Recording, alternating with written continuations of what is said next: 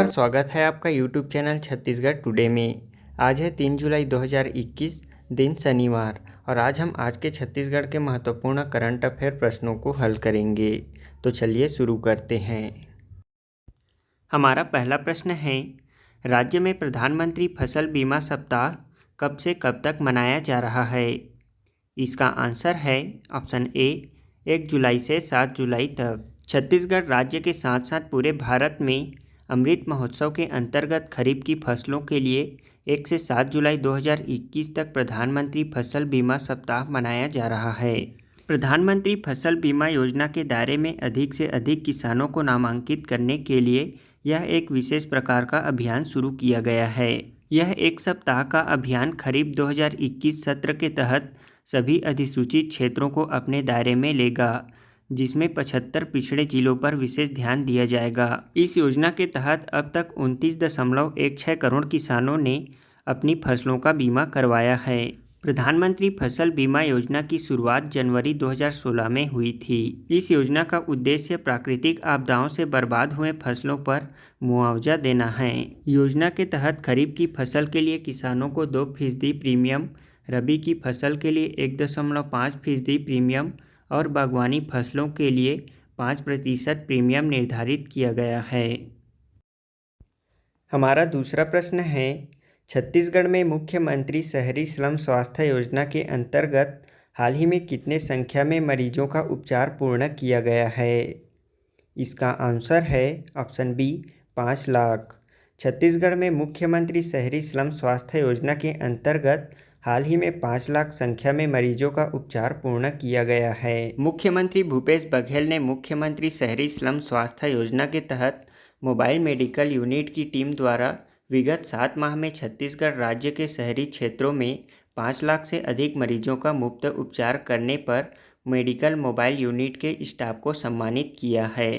मुख्यमंत्री निवास कार्यालय में आयोजित कार्यक्रम में उन्होंने हॉस्पिटल वाली गाड़ी गाने की लॉन्चिंग भी की। इसके साथ साथ उन्होंने मुख्यमंत्री स्लम स्वास्थ्य योजना पर आधारित कॉफ़ी टेबल बुक पंचलक्षम का विमोचन भी किया।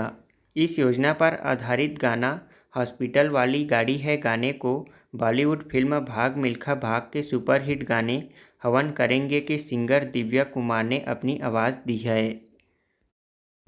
हमारा अगला प्रश्न है, छत्तीसगढ़ के किस जिला सहकारी केंद्रीय बैंक ने मोबाइल बैंकिंग ऐप सुविधा प्रारंभ करने वाला छत्तीसगढ़ का पहला सहकारी बैंक बन गया है? इसका आंसर है ऑप्शन सी जिला सहकारी केंद्रीय बैंक दुर्ग। छत्तीसगढ़ के दुर्ग जिला सहकारी केंद्रीय बैंक ने मोबाइल बैंकिंग ऐप सुविधा प्रारंभ करने वाला छत्तीसगढ़ का पहला सहकारी बैंक बन गया है। जिला सहकारी केंद्रीय बैंक ने ग्राहकों के लिए मोबाइल ऐप बैंकिंग सुविधा प्रारंभ की है। इस जिला सहकारी बैंक के 6.10 लाख ग्राहकों के लिए मोबाइल ऐप से बैंकिंग सुविधा आसान होगी। मुख्यमंत्री भूपेश बघेल ने अपने निवास कार्यालय में आयोजित वर्चुअल कार्यक्रम में जिला सहकारी केंद्रीय बैंक मर्यादित दुर्ग में मोबाइल बैंकिंग सुविधा और दुर्ग जिले के पाटन विकासखंड के गांव ग्राम जीठ में सहकारी बैंक दुर्ग की 62वीं नवीन शाखा का वर्चुअल शुभारंभ किया। आपको बता दें कि दुर्ग जिला सहकारी केंद्रीय बैंक का कार्य क्षेत्र 3 जिलों दुर्ग, बालोद और बेमेतरा जिलों में विस्तारित है।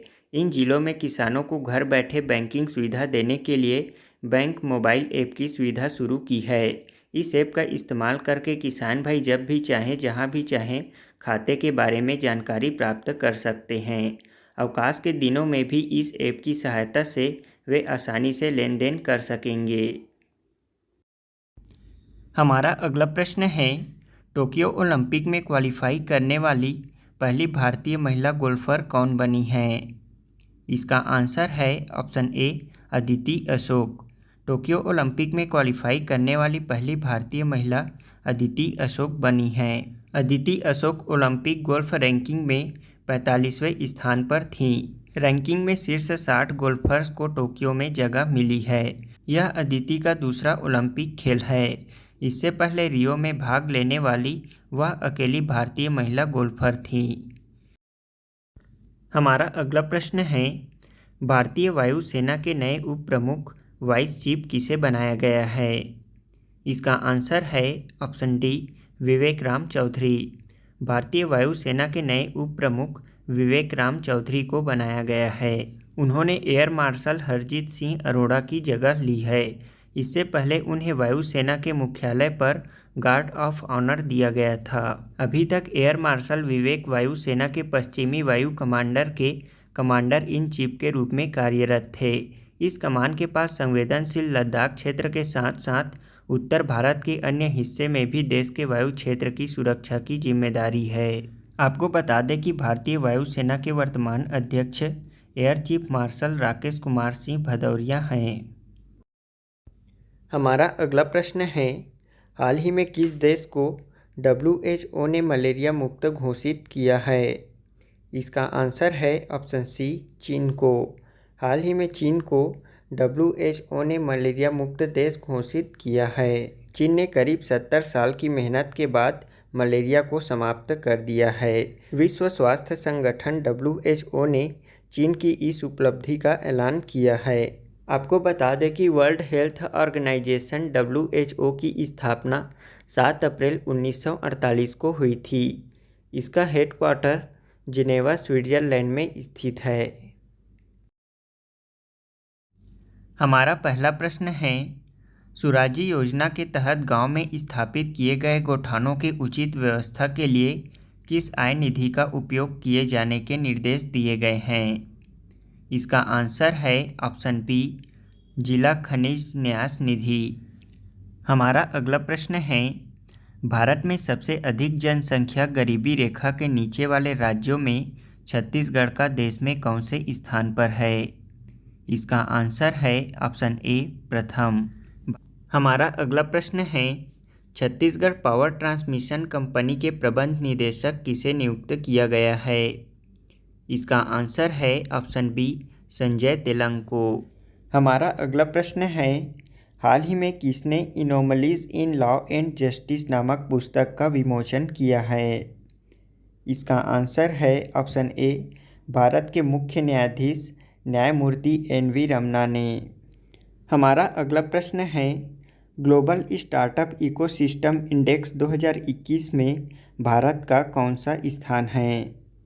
हमारा आंसर है ऑप्शन बी, 20वां। अब हम कल के क्विज़ का आंसर जान लेते हैं। हमारा पहला प्रश्न था, छत्तीसगढ़ से किसे फोर्ब्स मैगजीन की 30 अंडर 30 एशिया लिस्ट में शामिल किया गया है? इसका आंसर है निकिता उपाध्याय को। छत्तीसगढ़ से फोर्ब्स मैगजीन की 30 अंडर 30 एशिया की लिस्ट में निकिता उपाध्याय को शामिल किया गया है। वे भिलाई की रहने वाली हैं। उनके द्वारा लिखी गई बुक रूट्स टू रेडियंस के लिए उन्हें इस कैटेगरी में शामिल किया गया है। यह बुक घरेलू नुस्खों पर आधारित है। इसके लिए निकिता को media marketing and advertising category में अवार्ड भी मिल चुका है। हमारा दूसरा प्रश्न था, बस्तर संभाग के किस जिले में नए एयरपोर्ट बनाने की तैयारी की जा रही है? इसका आंसर है बस्तर जिले में। यह बस्तर जिले के बकावंड ब्लॉक के अंतर्गत उलनार में बनाया जाएगा। इसके लिए जिला प्रशासन ने 250 हेक्टेयर ज़मीन भी चिन्हांकित कर ली है। इस जिले के जगदलपुर में माँ दंतेश्वरी हवाई अड्डा भी स्थित है। हमारा तीसरा प्रश्न है, छत्तीसगढ़ अक्षय ऊर्जा विकास अधिकरण का गठन कब किया गया था? इसका आंसर है 25 मई 2001 को। छत्तीसगढ़ अक्षय ऊर्जा विकास अधिकरण का गठन 25 मई 2001 को किया गया था। इसका मुख्यालय रायपुर में स्थित है। इस अधिकरण यानी कि क्रेडा द्वारा गैर पारंपरिक ऊर्जा तकनीकी की जानकारी के लिए रायपुर में ऊर्जा पार्क की स्थापना की गई है। हमारा आज के क्विज का पहला प्रश्न है, प्रदेश में मुख्यमंत्री शहरी श्रम स्वास्थ्य योजना कब प्रारंभ किया गया था? हमारा दूसरा प्रश्न है, देश में सबसे अधिक वनोपज खरीदने वाला पहला राज्य कौन है? हमारा तीसरा प्रश्न है, इसरो की राष्ट्रीय स्तरीय परीक्षा में देश भर में छत्तीसगढ़ से किसने प्रथम स्थान प्राप्त किया है?